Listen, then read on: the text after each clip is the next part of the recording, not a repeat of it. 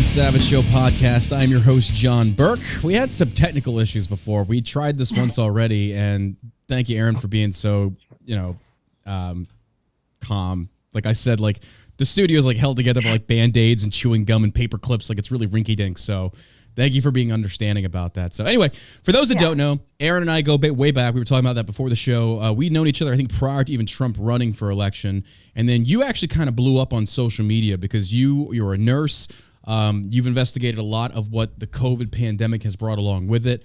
You are and I don't mean this in a derogatory way, like you are a major whistleblower on the government corruption and cover-ups and stuff like that. So like I said before, as I do with all my guests, I'd rather you introduce yourself to include your social medias because I would definitely hate to miss something.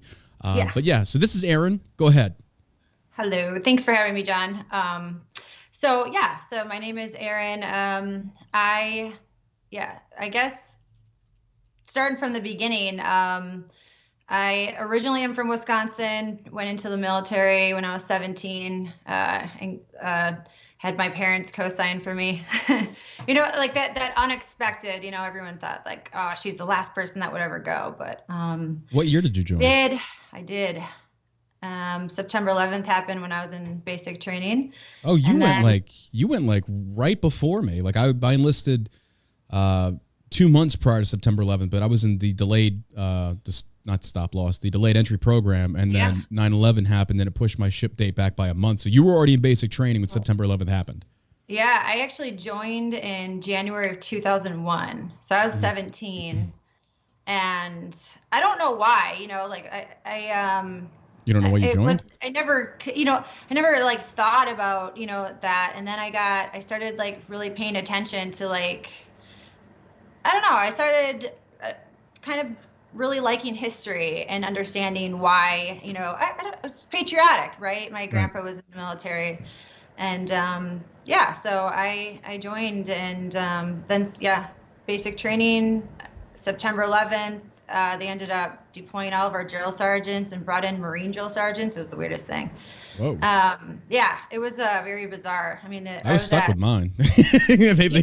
I guess ours wasn't important enough. It's like, nah, you're just going to stay. Yeah, just hang out over here. But I mean, the stop loss makes sense though, because they didn't, it's the hurry up and wait, right? Yeah. Like it was chaos. And then, pretty much went to Iraq, like soon after that. What year were you there? We actually like deployed in February of 2003 and then got back around like May 2004. You and I were there over the same time. I didn't know that. What unit were you with? Well, I was in with Civil Affairs, but we were attached to the 17 Marine Division, 82nd, 101st, 3rd Cav. Okay. I mean, we were just like a little group kind of all over the place. But I mean, we probably crossed paths and didn't even... I wouldn't be surprised. Yeah, I was there from 03 to... I got screwed. We were, go figure. It's like the statement of the Army in general. It's like, how was your enlistment? It's like, I got screwed. It's like, it's kind of like in prison, like everyone's innocent. It's like, no, everyone gets screwed. Yeah. But we deployed with 1st Armored Division, but because we were a mechanized infantry company, and 3rd ID needed one more. So they sliced us off to go join 3rd ID for the invasion. And then once 3rd ID hit their limit, 1st Armored Division came back over, and we got reattached to them. So instead of doing the tour with 3rd ID, we actually got extended with 1st Armored Division. So my first tour was like 17 fucking months. So it was just kind of like, that was a nice introduction to the military and war. It's like, because Bush is like, if you guys came over there as an invasion force, you're not going to be an occupation force. And that's when I learned that politicians fucking lie. So. That's actually when I did too, because I really? don't know about you, but we didn't have any body armor like the first 8-9 months we were there. We went in with like soft shell Humvees. And not enough ammo. We were drinking like from these water buffaloes, and everyone was just getting completely like sick. They called it Saddam's revenge, laughing about it. I'm like, this is not Saddam's revenge. Did you ever have to take the little brown pills? Did you have to take a little? Yep. Yeah, Saddam's revenge. Yep. Like, what a complete shit show, honestly. Yeah, I didn't know that about you. Yeah, and then that's awesome. Watching the news over there, right? Because we were like watching like BBC, Al Jazeera. Yeah. And I'm like, that's a lie. That's a lie. You know, like you're like, I'm like, that is not what's happening over here. So like, I mean, we were young, right? It's like 18, 19. I mean, that's, and then that was our introduction, I guess, to adulthood. And that's when I first started like these people are a bunch of liars, right? But yeah, the government? No, get out of here. But even like, Bush and that, and I still never really connected. It was weird. I don't know about you, but like when September 11th happened, I remember watching, like we didn't know what was going on. At that point, I was on the gun range learning our M16 and how to shoot. I mean, I had never shot a weapon in my entire life. And all of a sudden, like all of our drill sergeants started like, you knew something was up, and they got us all together and they're like, something happened and you'll be going to war. So pay attention. And I'm like, everyone like started dropping like flies, right? They're like, they're getting out on medical, whatever. And I'm like, you know what? Like I signed up for it. So let's go. But and that was your first exposure to the big green weenie. Yeah. They brought us into a room like 2 weeks later and showed us this like propaganda video. It was like a movie theater. And I'm like, this is weird, and that was when I was just like, all right, what is really going on? And I stuck around, but our battalion went from like 130 down to, I don't even know how many ended up graduating, maybe like a little over half. Jesus. Yeah. So they didn't even give us that option. It's just like, you're graduating. Like there ain't nobody getting out, and they didn't let anybody. Oh yeah. But it's infantry. I mean, it's different. Like the infantry, there's like a million of us. You just like assembled robots on an assembly factory line. It's like, just push them through. And we're just kind of like, I just wanted to get some free college money. So it's, So you did the invasion of Iraq. You did your tour there. So take me through what got you to where you're at now, because you were a very prominent voice on social media to go against the establishment's narrative of COVID and the pandemic and things such as that. And you've actually, and I want to get into it, you've actually caught a lot of shit. They've came after you, your job, your career, everything. So after Iraq, what happened? Well, I originally wanted to be a nurse in the Army, and they convinced me to do otherwise. So after I got out, I went right into nursing school, and became I was a registered nurse. I've been a registered nurse for 10 years, and worked in pretty much every single capacity in nursing that you can like think of, anywhere from like pediatrics to ICU trauma, and I've watched the politics in healthcare for quite a long time. And, I've been awake to a lot of how they've put like profit over patients, politics over patients. And we felt it, inside the hospital for a long time. It became more like the Hilton for patients than actual patient care. So the hospitals were getting reimbursement for positive feedback from patients. So if you didn't fluff their pillow, okay, you're getting a negative feedback, and then you'd get in trouble by your like chain of command in the hospital. So it was like, I can't even do my job. And so I've been doing it, and I like it. And there has to be good nurses and doctors inside, because the patients, that's what they're going there for, right? For the proper treatment. So I stuck around, despite seeing how bad it was. And then lo and behold, COVID shows up, and I live in Florida. I'm right in the Tampa Bay area. And I was working in the tent in the emergency room, and we were having like a few patients trickle in here and there, but it wasn't like what we were seeing in New York. And this was like March 2020. They're locking everyone down. They started furloughing my colleagues. And then they started bringing in travel nurses from like Miami, and paying them like $3,000 a week. I'm like, why are you guys here? Like we can't even get hours. I actually went and got a job at Instacart shopping for people to just like make up for the lost income, because I wasn't even getting hours. And then so this was at the beginning of the pandemic. Yeah. So, okay, because back during that time, it was, my God, this was only like 2 years ago. They were saying that hospitals were overflowing, nurses couldn't keep up, nurses are passing out on the floor as well as doctors. So where you were at in Florida, you didn't see that. Did it ever change? No, not at all. And like even like other I mean, just you probably know, like we have friends all over, like throughout, like just by being in the military. So like I was even reaching out to others that, that also went into healthcare, and they're like, yeah, no, not seeing like shit. Like we don't, but we were watching New York, and we were watching like China when they were like spraying people in the streets, and they were like dropping dead. It was just like bizarre. So I was like, what is really going on? And so I started looking into travel nursing. I'm like, I'll go to New York. Like, I mean, I already been to war, right? We've like experienced it. Like, it can't be any worse than that. And so I ended up getting a position, and the hospital I worked for gave me their blessing, like good luck.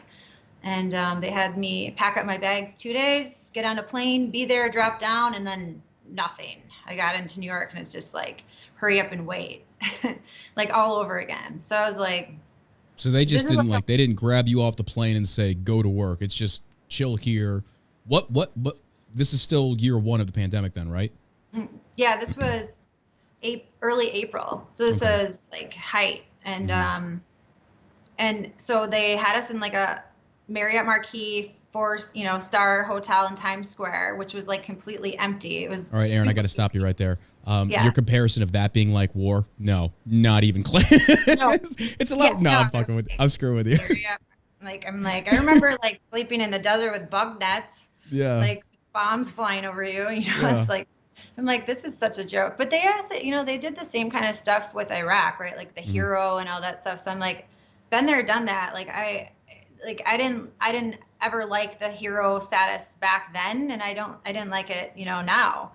But I do. I love getting free Applebee's. Absolutely. I'll rock the hell out. 10% off of movie theater tickets. Yes, 100%. Absolutely. Yeah, that is nice. I am a hero, as a matter of fact. I'm totally kidding. You are, yeah, but you know what I'm saying. So they put you in the Marriott, and then how long did you wait before they actually continue? Well, yeah, I waited around for like 3 days, but I started talking to other nurses around there, and they were there for up to like 3-4 weeks, and like still we're waiting. Paid, yeah, like they were literally sitting around like all March. Whoa. So that's why I was like, wait, I thought we were at like a war zone. We're supposed to like I don't remember like ever going into combat, dropping down, and then just like hanging out for like a month. I'm like, why are we not utilizing the resources that we have? Like, there's especially if it's as bad as the MSM was making it out to be. Like, nurses were overworked. They were, like I said, I remember the stories of they were collapsing on the floor due to lack of sleep. They weren't eating. Doctors are going crazy. So they had you waiting around for a very long time. Yeah. I mean, not just me. There was like hundreds of us. So it wasn't just like a little bit. It was 100. They were bringing in 400 nurses at a time every week. And so we're all getting paid $10,000 a week on average, and that's all FEMA funds. So the government is paying all these nurses to sit around. We were shopping at Target, CVS, Walgreens, while everyone else is like locked down. And it's like, at least like get me something, like I'll go clean, like whatever. I just felt like, I don't know. It was like a bad taste in my mouth. Like, you just had me like leave my family and like come here and sit. Like I don't know. But I ended up getting assigned at Elmhurst Hospital, which is like the epicenter that, everyone was looking at, like with the freezer truck and the dead bodies and all that. So I'm like, all right, well, my luck again, like I'll go to the worst possible hospital. And I got in there, and then I was just like, you know what, this is a mass genocide in here. Like, no, these patients were just mismanaged. It was like, it was almost like a horror movie, and I was like living in it, walking through the halls, and like all these patients were. Can you give me specific examples of that? Yeah, like, so they didn't allow any family in, and it's almost kind of eerie quiet because all these patients were on, ventilators. So like here's like kind of like beeping and then codes nonstop. And what was going on is like there was no treatment that they were giving them. They were like sedating them, paralyzing them, and then just essentially waiting until they went into like multi-system organ failure and died. So there was like no treatment.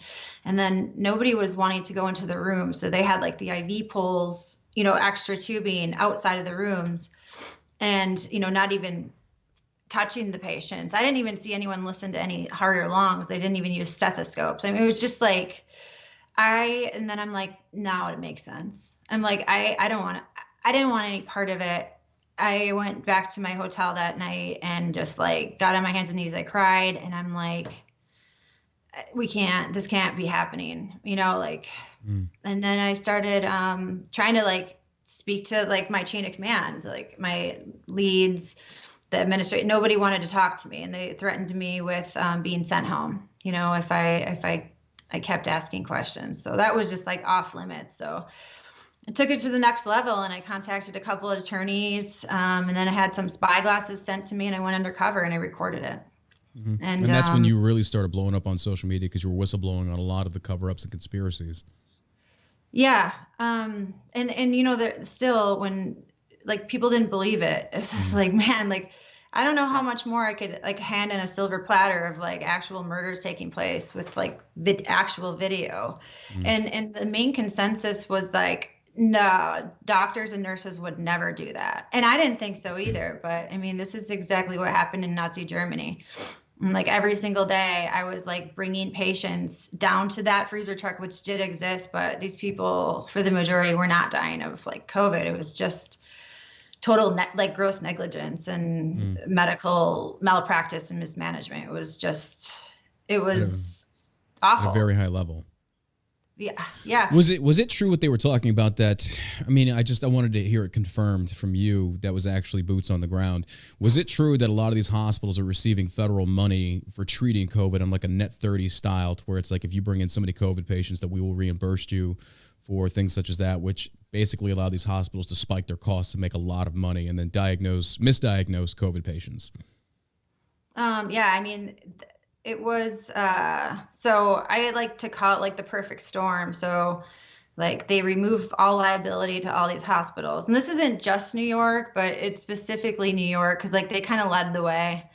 And so it was like, remove liability, remove any family members, remove advocates, put gag orders on all the nurses and doctors and anyone inside, and then ban all treatments that were working. At the time, like in Florida, we were using the ivermectin wasn't known yet. Okay. It was like it was the hydroxychloroquine and zinc protocol. We were actually using that in Florida through my ER, so it was successful. It working? Oh, successfully. Yeah. Okay, so it was where y'all had results. Yeah. We 100% result. Like that was 100%. It was early treatment, and we knew that back then, you know, very early. So they banned that. And then they put financial incentive on admission. So admit a patient, it's a $13,000 paycheck to the hospital. And that's either positive COVID or COVID rule out. So if you had a cough, you were getting admitted, because it could be COVID. So that was the COVID rule out. And that was like their loophole around it. So it was like a $13,000 paycheck. And then ventilators were another $39,000. And then in some cases, 10 grand a death. And then on top of that, sorry, families, you cannot have any autopsies. And that's it. And then they just did it over and over and over and over again. How does that make sense, not to conduct an autopsy on a virus that needed to be studied? Wouldn't those be the prime factors that you would want to immediately take a look at to see if you can identify any type of, antibody, anything? I mean, what? So it sounds like it was a massive cover-up, a massive conspiracy. Yeah, well, it was a well thought out. It's not even a conspiracy. I mean, it happened, and there's proof. Right. But it was this was well thought out. There's no doubt in my mind that this was definitely planned. I mean, how are you, like, my biggest thing is, how did Cuomo know he needed 30,000 ventilators? He's not a doctor, so he had ordered all these ventilators, and then, President Trump sent them, and then he had them, and then he complained that he didn't have them. I mean, it was just such I was like sitting there watching like the news every day and just like shaking my head, like, unbelievable. Like, this is awful. Were you there when that ship was sent to New York to house extra patients that the hospitals had no room for? Were you there at that time? Yeah. And so what happened with that? They were actually ordered down to not send patients to the COVID ship. So why? They were admitting patients to the floor. Like, they were packing these hospitals like sardines. And it's not the hospitals that they focus on was the whole hospital is the New York City Health and Hospital System. So it's like multiple different hospitals, but those hospitals mainly serve, the Medicare, Medicaid minority population. So the majority of my patients were poor. You could go over to Manhattan, nice hospital, you were not seeing that. And like, that's get rid of the poor, nobody loses anything. Yeah. Wow. So the freezer trucks were not at nice fancy hospitals in the nicer areas of New York. So it's like, and nobody, it's just like so weird because like the story's been buried and nobody wants to admit that that's what's happened. And that's why I'm just like, I am not going to stop talking until we get Cuomo in prison and like everybody else involved, and I mean, these patients that they didn't have to die, right? Yeah. I mean, they truly did not have to die. And that's hard. I think that experiencing this was way worse than what I experienced in Iraq, because like at least you could have fought back in Iraq. Yeah. And we were silenced here. That's a really good point. I never really thought of it that way. Like at least we could have fought. And you don't like that. Yeah. I get it. I feel the same way. I mean, you're sitting there, you're ready to do your job, you're trained, you know what works, and then they just tell you to shut up. And then, so I mean, how long did you stick with that before you were kind of like, this is just, I can't do this? I didn't want to quit. I was supposed to be there an additional 8 weeks, but they ended up firing me, and I knew it was coming. I was trying to be discreet. I was, but there was like some instances when I couldn't even like take it anymore. Cause like there was like a specific patient, he was our age. And I mean, he walked in there like super healthy, and they put him through the, assembly line, and his family really wanted everything to, they wanted to save him. He's young. And he was just, I believe he was like recently married, and they were like trying for kids. I was just thinking, I'm like, man, that could be me. Right. And they kind of coerced him into the ventilator too. It was like it was a big push. Like they were telling patients, like, if you don't get in the ventilator, you're going to die. So what do? And you don't have any family. Everyone's in like gear. So you can't, you don't have that. You can't even see them at all. Didn't they say there was like a very high probability that even if you get put on the ventilator, chances of you coming off of it were like very minimal? I mean, when I got there, 100% of every single patient put on the ventilator died. And then when I got kicked out of there was one that survived, and only because he was a drug addict, and like his tolerance to like, sedatives, and that was so high that he was able to. This is why we should legalize drugs. Natural immunity. I mean, heroin addicts are onto something. No, I'm playing. It doesn't surprise me, though. It honestly doesn't surprise me, because there was so much MSM cover up. There was so much back and forth. But there's a hard question here to ask. Do you feel like Trump was complicit in any of this? So the post I got fired for, because I think they started watching me, because like I was getting mad. Like the 37-year-old, they refused to code him, which is, do CPR when he needed it, and the doctor let him die. Like it was the nurses versus these doctors calling the orders, and they wouldn't let us perform CPR. And then they told the family that they did everything they could. So that's when I like literally lost it. And I think that's when they started looking into like, who is this girl? Because like there wasn't anyone speaking up for these very few, because everyone wanted to keep collecting that $10,000 paycheck. So the post that they found on my Facebook was, "President Trump, please investigate New York City health and hospital system." And they fired you.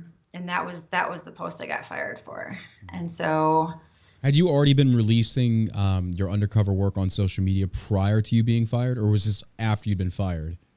Yeah, no, I didn't release anything at all. But I was hinting that we need help, and because it was getting to the point where I'm like, I didn't want to do it anymore, but I knew I need to stay, right? Because it's like, I got to be able to help these patients, but like mentally, like. You're like behind enemy lines, though. You can actually conduct reconnaissance and kind of show like, hey, this is what's going on. Yeah, but I mean, there's only so many bodies you can put in these freezers. It's just like, man, and it didn't matter. It was like 22 years old, 90 years old. They just took anybody, and it was just like hard. And I do think that, I mean, I know that President Trump knows of what happened, and he knows my story, and it's been ignored by both parties. And that is very disheartening, because now we're here 2 years later and this shit's still going on. Well, they're trying to bring it back now. Fauci's back on the warpath as far as calling for more mandates to return and things. I don't think it's going to happen, though. I think most Americans are just burned out on it. They're tired of hearing about it. But the vaccinations and things such as that, what was your experience with that? As far as during like New York time, they didn't really talk about it at all. Like there was no vaccine at the time. I mean, after the fact, like your experience with the COVID vaccines, what does your experience consist of with those vaccinations? I mean, I remember in the past, you and I went back and forth on vaccines because I was like, I'm freedom of choice. You do what you want. But then you talked about a few times about vaccinations having negative effects, things such as this, and then this COVID one hits. I remember specifically thinking about you when I read this, like, she's gonna fucking, I'm never gonna hear the end of it. Like, I'm never gonna fucking hear the end of it on this one. I actually thought about you too because I figured you did. I was like, she's gonna bust my balls for this one. Like, because I actually saw you start posting about it. I'm like, mission accomplished. Planted that seed. That was the COVID vaccine. That was the COVID one. But what was your experience in dealing with the COVID vaccine, or did you have any? First of all, I don't think that you don't need a vaccine for anything that there's a successful treatment for, right? So they're banning the treatment, so there is no, But what do I think about it? I think it's. Or what was your experiences with? Did you have anything to do with the administering of these vaccinations or anything like that, or? No, because after New York, I was like pretty much blacklisted from nursing. So I can't get a job in any hospital or anything. Like they have me on like a national, like do not hire list.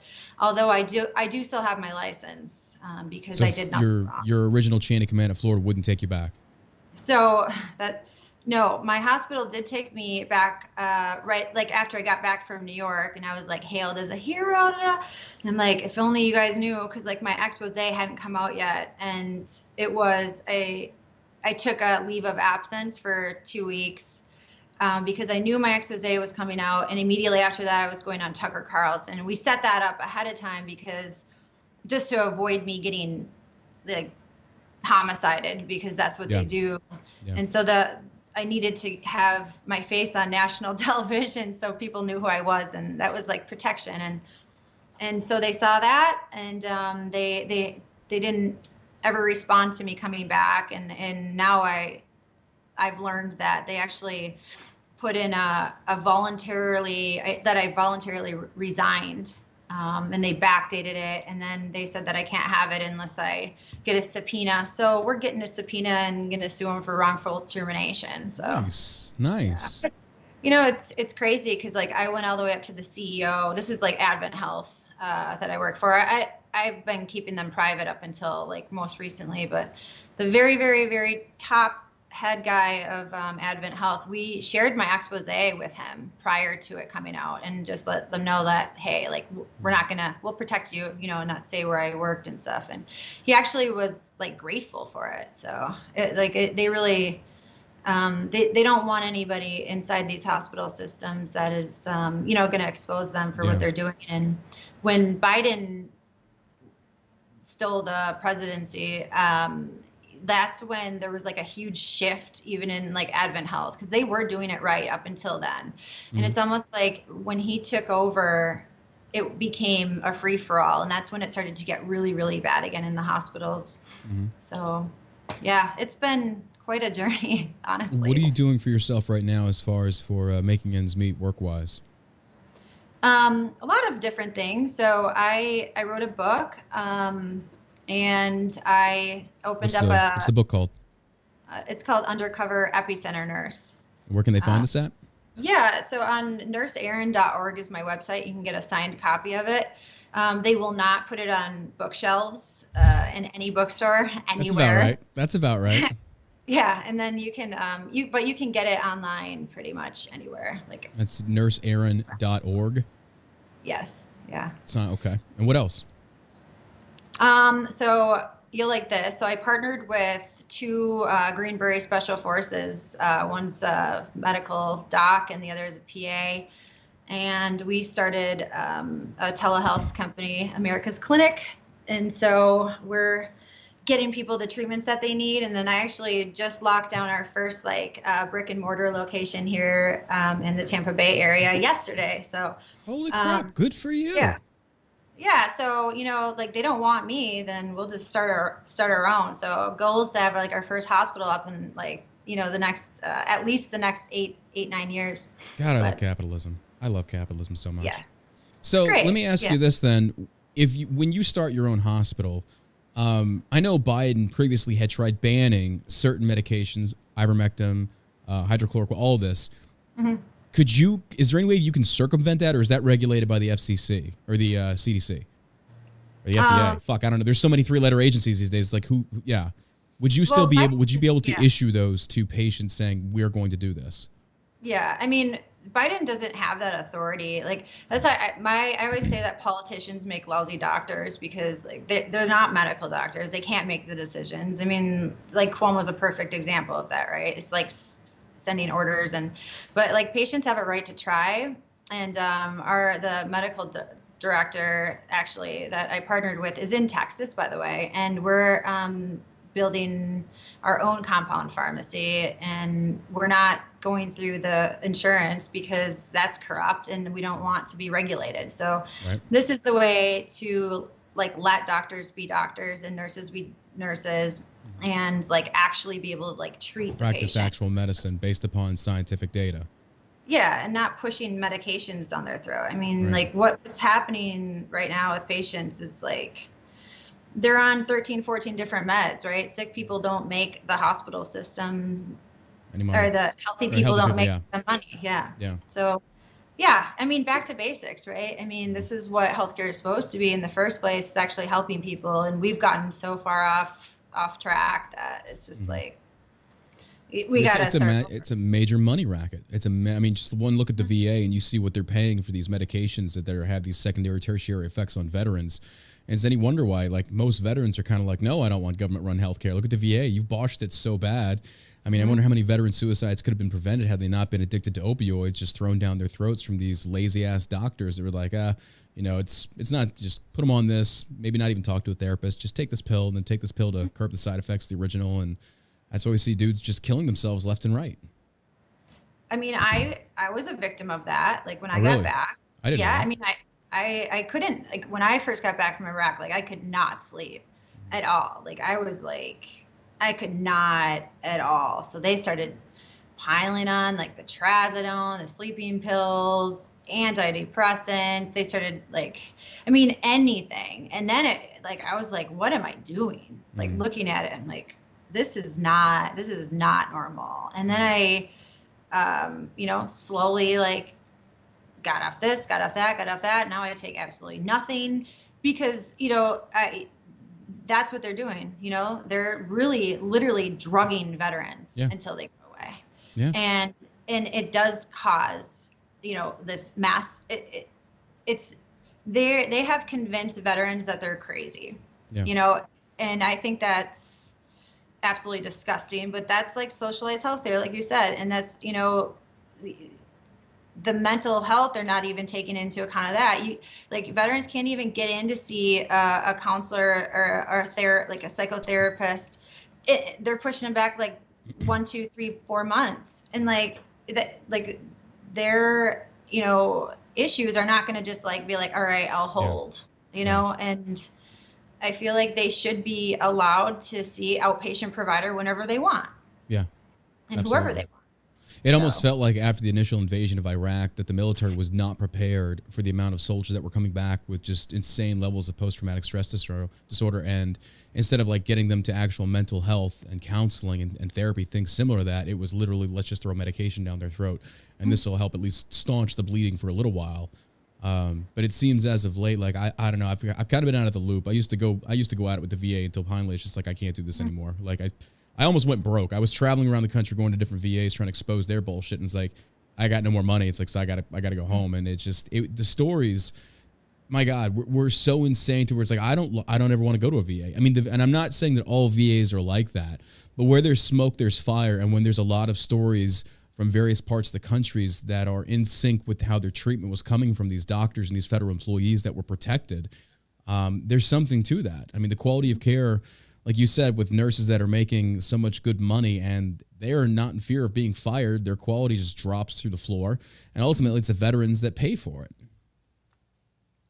Yeah, I mean, it's kind of like, it's very similar to like what's been happening in this like COVID, pandemic, but it's been a free for all. Like it's been a free for all for the last 2 years, and federal employees are very difficult to be fired. And so, I mean, I know that like President Trump, remember he made like the White House hotline.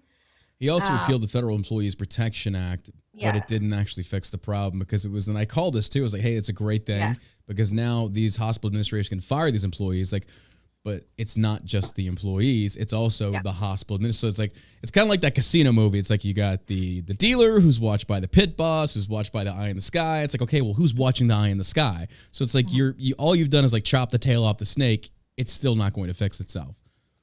Yeah, and I even like that the hotline that they don't do anything. It's like we did it. Thanks for it. Every veteran alive, when I saw that, I was like, oh yeah, we'll see how this goes. Sure.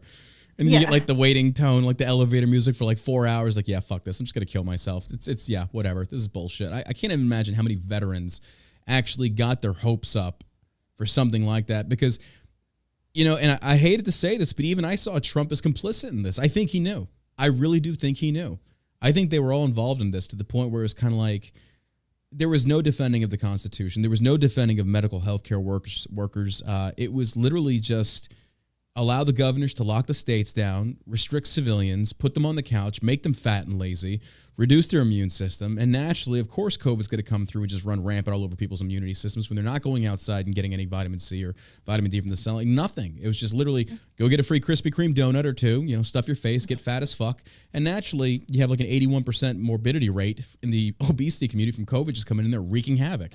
It's almost like some dude fat shamed like 2015 talking about like, hey, don't be fat, it'll kill you. I don't know. I don't hear James Fell apologizing to me. That son of a bitch. Anyway, sorry, that's a little PTSD from me. Anyway, but yeah. I mean, you're not wrong though. I'm sorry. Could you say that again? That was what? You're not. No, we're not. I'm fucking with you. No, but it was sad to see. It was sad to see that even President Trump and people hailed him and they loved him, like Operation Warp Speed and stuff like this. It's like there were so many, and when Trump made his decisions, there were so many healthcare providers similar to yourself that were coming out and telling their story, saying, look, I remember the two doctors in California that literally wanted to challenge Fauci to a debate. It's like, look, this guy's actually never even treated a COVID patient. We have. He's wrong. And they were censored. YouTube pulled the videos. Google censored the shit out of them. You can't even find the information or the whistleblowers hardly anymore. So it was like this massive undertaking of the government being in bed with big tech and the MSM to keep the people stupid, to keep them believing that the government was the way forward, when in fact, it was almost like Trump's administration were implicit in this. Yeah. And, when my expose came out, so that was June, almost like, it was June. Like my attorneys had contacted their administration and it was like when they had the RNC, they wanted me to speak on this. And they did not pick me. They picked another nurse to speak about telehealth. So that was when I was just like, why wouldn't they want this out? Right. Why wouldn't they want me to talk about, imagine if I was able to talk about what was happening in New York and all these, it was mainly Democratic states before Biden, took over, and then it became a free for all in every state, even Florida. As much as people say we're so free here, the hospitals are doing the same exact thing. Yeah. But I mean, what if I would have been given that platform instead of a nurse to talk about telehealth, to talk about the mass genocide? You know why? Yeah. And that's why you and I have been on the same page with that, I think, for quite some time, but we also rallied for Trump, in 16 and, hindsight's 2020. We had no idea. Yeah. But it's just are there any good people left?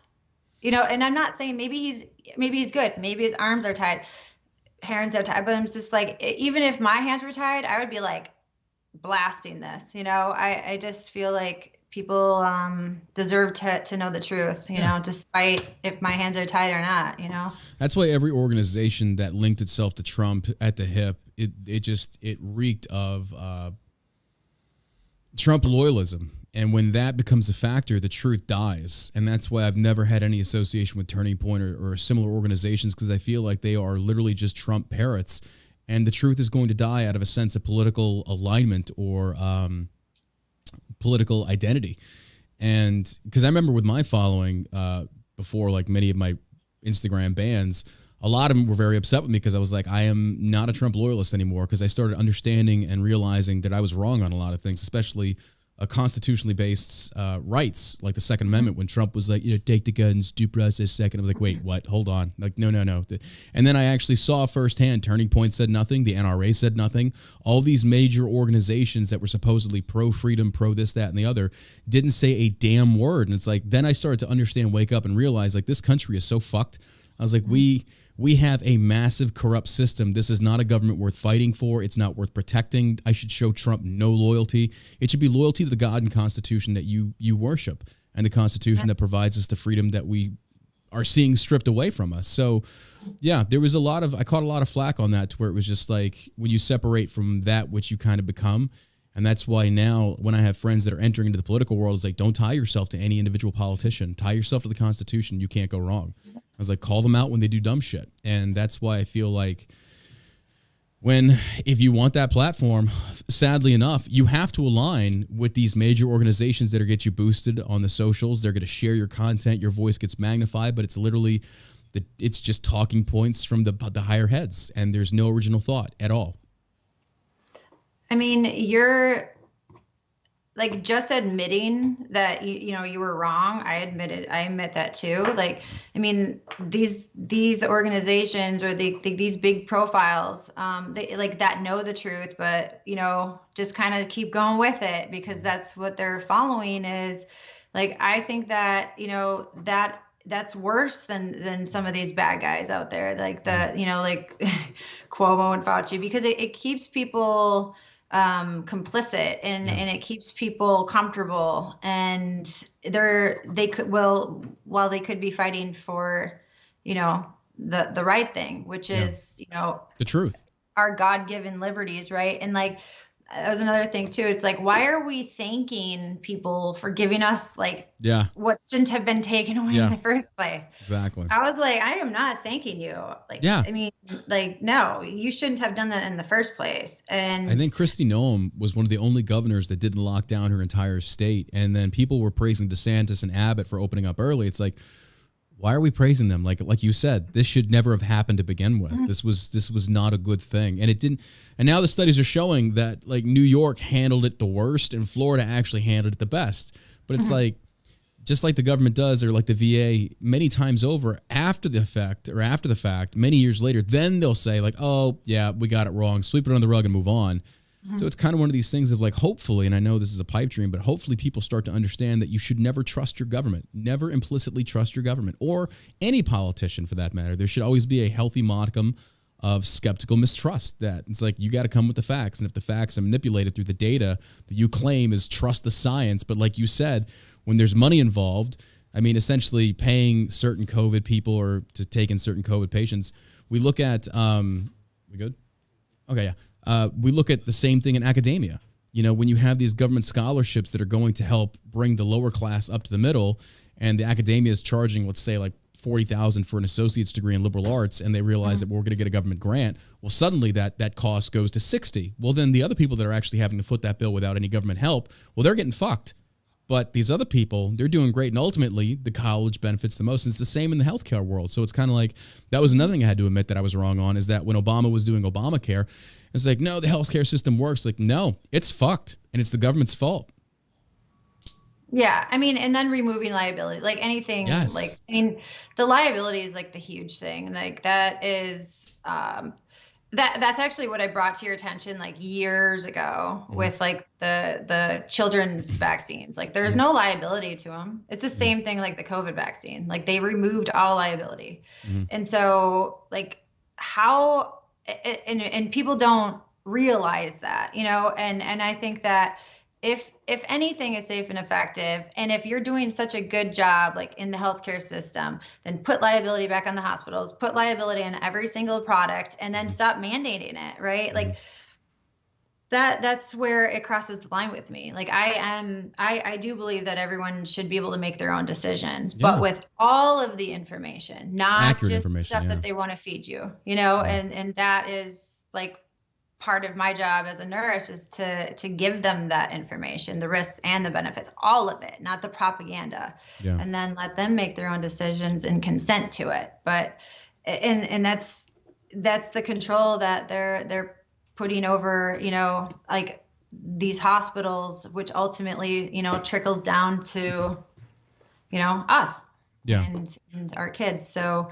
we're caught in a huge shitstorm right now, and it's not getting any better because there's too many people like complicit and like following these like false prophets and not realizing that the only way we're gonna like change anything is like it's we the people, you know. This is like, that's it. And it's just hard because it's not happening, and I don't know what else to do, you know, like where does this end, or does it?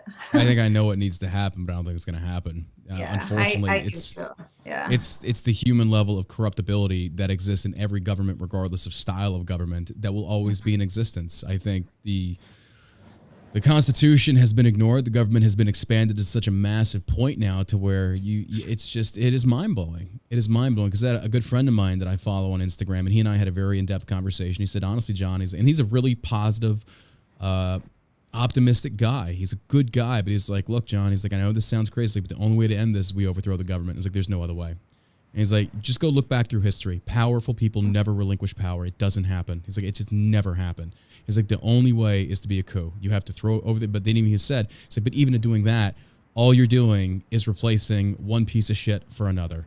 He's like, we have to make amendments, term limits, all these things have to become put in place, and we restructure the Constitution to where it cannot be manipulated. Like, it's set in stone. That's it. It's like, outside of that, we're just going to literally have an America 2.0. If there was an overthrow, we put new politicians in place. So it's kind of like, it's a very disheartening, depressing thing to hear and admit, honestly, because we've always been, you know, when we were taught, especially in the military, it's like land of the free, home of the brave. We're free. We're so great. Then you grow up, it's like, no, we fucking suck. Like, our government, the country's great. Fuck the government. Yeah, no, it's like land of the lockdown, home of the enslaved, really right now. And it does suck because, like, I'm sure I lost a lot of, you know, battle buddies in Iraq. Like, I mean, for what? Like, that's what I am like, it's just like, how dare you? How did that make you feel, now that we're talking about that, when you saw the withdrawal of Afghanistan and Iraq? Like, how did that resonate with you as a veteran of that war? I was all kinds of emotions, but I was like mostly rage. Yeah. You know, I don't know. Do you remember listening to that mom that called into a radio show? Mm-hmm. Like that, like, yeah, that was heartbreaking. I lost it. Yeah, because it's like, you know, it's tough watching people go into the military right now, and I know they truly believe that they're doing a good thing, and I know I did. I'm sure you did. You know, you're like, I'm going to serve my country. You know, it's like the right thing to do. You're proud, and then, you know, it's like reality hits, and I'm like, wow, we are not fighting for freedom right now. Like, this is not about freedom. This is about way more dark things. You know, we never found the weapons of mass destruction. We never found a lot of the things the government claimed was there. There was a lot of lies and speculation that we were lied to about that. And, you know, I don't blame us. I mean, we were young, we were impressionable. We had Toby Keith in one ear talking about put a boot in your ass, American way, and then freedom ain't free, Buck 05, all this stuff. You know, propaganda was just everywhere. So naturally, people are going to buy in because they want to feel a part of something bigger. But even to this day, I'm sure you get it all the time being a veteran.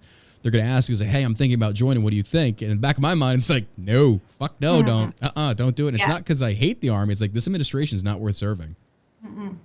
No, I mean, I don't know if it's been worth serving for a long time. You know, it's tough. I mean, it's definitely like one of those things that you're like, I'm glad I experienced it, but I do think that because of it, you know, I did what I did in New York and exposed that. And I know that it did save a lot of lives, because they stopped doing it shortly after. They slowed it down, I should say, shortly after the expose came out. But it's just like, but then what?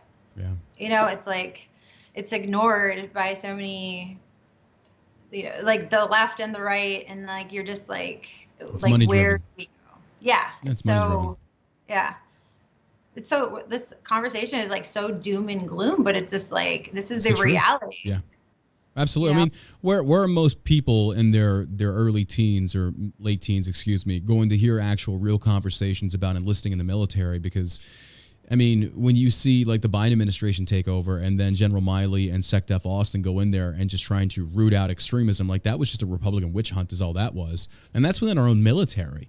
So now with this whole thing in Ukraine kicking off, everybody's banging the war drum again. And most of the veteran friends that I have that I know, they're like, no, it's like, this ain't our war. And like when I come out and say that, it's just like, oh, you lost your balls to fight. And it's like, I'm not dying for them. It's like, fuck them. Like that's their problem. And then you start doing the digging and you start finding out the Biden administration or the Obama administration had a lot to do with this. It's like now it's turned into citizens of the world versus the governments of the world, where it's like, I'm not dying for your corruption. You want to go over there and you want to work these deals, and suddenly Russia's like, we're not having it anymore. It's like, I don't agree with what Putin's doing, but I understand why he's doing it. But it's like, if y'all want to go over there and fight, just leave me the fuck alone. I don't want to pay for it. Yeah, I mean, our fight's here. Like, I mean, this is the hill. The U.S. hill is the hill I'll die on at this point, you know. But they, like, the administration would rather send, you know, us somewhere else to fight and not on our own, you know, turf, which is like a red flag in itself. You know, like we have enough going on here, you know, to take care of. But, you know, did you ever work with any National Guardsmen while you were up in New York? Yeah, actually, so the National Guard had an entire floor at Elmhurst. Mm-hmm. We weren't allowed on that floor, and to this day, I still want to know what was going on in there. Really? Weird, right? Yeah. Yeah, you would think there'd be access to both, so you could share information and. Mm-hmm. Yeah, so I don't know. We were not allowed on the floor. Still don't know what. Were you allowed to talk to them at all? After work or anything? Yeah, we could talk to them, but they were essentially treating their own COVID patients. But with what? I mean, like I said, wasn't allowed. And they, like, the only team that would come, there was one team, they were the prone team, they were called, because proning our patients, like, that was helping prolong their life until they eventually died. You know, nothing was, but they had a team of National Guard guys that were just flipping patients onto their bellies. And that's like the most I ever saw them. But the rest of them were all on like some secret floor. So I'm imagining, you know, imagine it was, you know, some sort of experimental treatment. And, you know, they were doing the same on our floors. The government had hired nurse practitioners. They were dressed in like black scrubs. We all wore blue, no name tags, no nothing. They were like going patient to patient, taking like blood samples.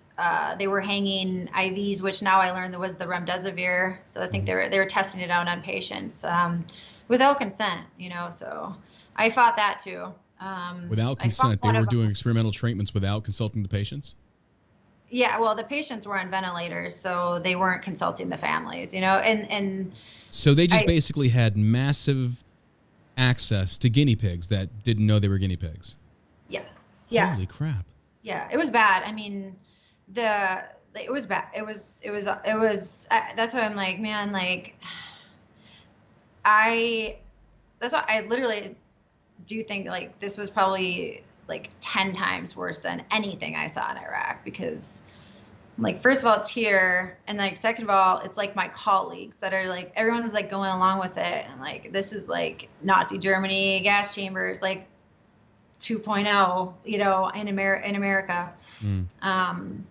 But like, even like residents that were still like training were like experimenting on, you know, the patients, like doing all kinds of things that, you know, they wanted to just check off their skill list that was completely unnecessary. So it was just Did they ever actually experiment with any of the medications that you knew worked? No. They didn't screw with it at all. Nope. Yeah, like I begged for like high dose IV vitamin C because like it was Dr. Chang out of China like was talking. I was watching everything. I was just like, we don't know what this is, so I'm going to listen to everybody and like, why not try it? And I got into an argument with the doctor, like, why can't we just try? Like everyone's dying. Like that's like the definition of insanity, right? Like you guys are just like nothing makes sense. So nope, doesn't work. I'm like, how do you know? I'm like, it's working in Asia. And like no hydroxychloroquine, no ivermectin, that's quackery. And like, this is quackery actually. Like you guys are killing everybody. And you know what's sad is the biggest thing that actually opened most eyes to that was when Joe Rogan took it and then talked about it, and then MSM tried to silence him. Then he got literally raked over the coals of social media. They, you know, liberals accused him of taking horse dewormer when clearly that's not the case. And it was like, this is a medication that actually is saving lives. This is the treatment that a lot of people are wanting to utilize to help combat COVID, and the MSM is smearing it. And the government's Biden was trying to ban it and stuff. And I'm just sitting here going like, this is nuts. This is insanity to me. Like, I can't believe this is actually happening.